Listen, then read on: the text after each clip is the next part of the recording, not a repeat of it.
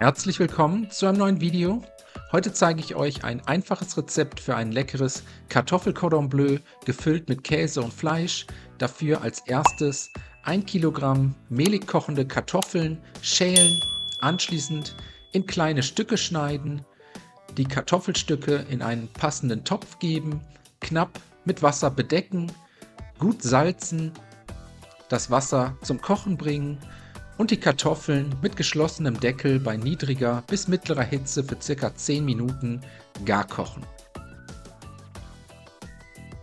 Sobald die Kartoffeln gar sind, das Kochwasser abgießen und jetzt einen Stampfer oder eine Presse hernehmen und die Kartoffeln zerstampfen bzw. zerdrücken, bis daraus ein lockerer Kartoffelbrei entstanden ist.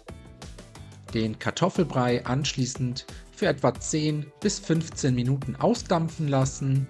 Danach kommen die restlichen Zutaten dazu: geriebene Muskatnuss nach Geschmack, eine gute Prise Salz, außerdem 2 kleine bis mittelgroße Eier dazugeben und zum Schluss noch ca. 150 bis 175 Gramm Mehl. Je nachdem wie feucht die Kartoffelmasse noch ist, das Mehl nach und nach dazugeben, immer wieder unterrühren und sobald der Teig immer noch etwas feucht, aber nicht mehr ganz so klebrig ist, können wir ihn weiterverarbeiten. So sollte der Teig in etwa aussehen. Anschließend die Arbeitsfläche gut mit Paniermehl ausstreuen. Dann kommt der Kartoffelteig portionsweise auf die ausgestreute Fläche, je nachdem wie groß die Cordon Bleus werden sollen. Ich bereite 4 sehr große zu, ihr könnt aber auch kleinere zubereiten, das ist gar kein Problem. Von oben ebenfalls ein wenig mit Paniermehl bestreuen und dann etwa 1 cm dick flach drücken.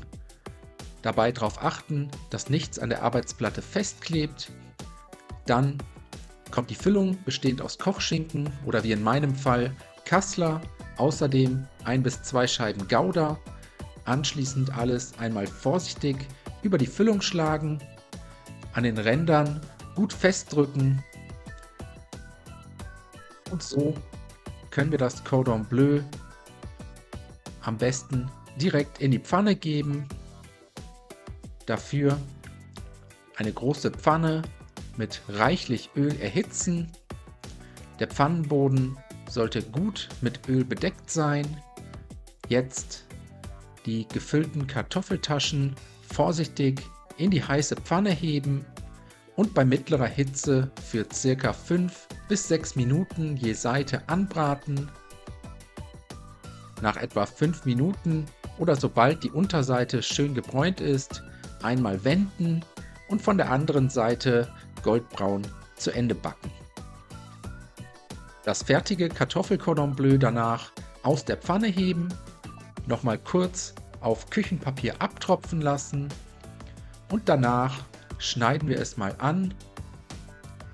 So sieht das Cordon Bleu von innen aus. Der Käse ist schön geschmolzen und läuft heraus. Jetzt können wir servieren. Als Beilage könnt ihr einfach etwas Salat mit Dressing reichen, das Kartoffelcordon Bleu dazu anrichten und servieren.